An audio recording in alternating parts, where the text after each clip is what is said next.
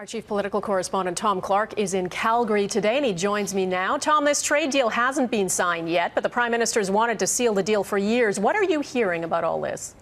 Dawna, literally just moments ago from the Prime Minister's office, he's on his way to Brussels tomorrow morning, getting there Thursday night, probably sign the European free trade deal on Friday morning, and then fly back to Canada. This has been in the works for a long time. This is a huge win for Stephen Harper, even though it was delayed. One curious thing, why wasn't it announced in the throne speech? His plane's been sitting on the runway since early this morning, ready to go. So this was stage managed a little bit, but a big win.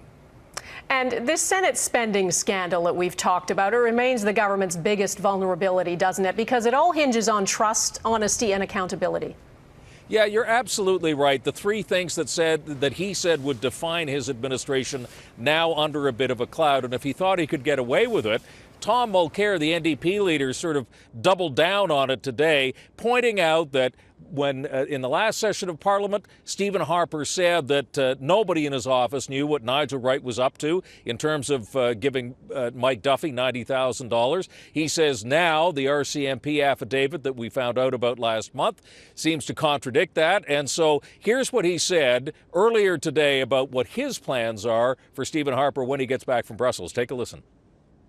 Last spring, Stephen Harper stood up in the House of Commons and in the most formal setting possible told Canadians that no one else in his office was aware of what had gone on between Nigel Wright and Mike Duffy. In very official documents, the RCMP over the summer made it quite clear that that was not true.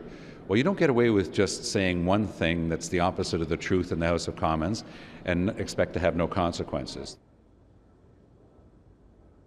Well, so Dawna, there it is. The Senate scandal, remember, is now outside of the Prime Minister's control, and so any new revelations may take him off of his game, which is why perhaps it was very important for Stephen Harper today to announce that the European free trade deal is now just about there. Ratification, however, is going to take a lot longer than that.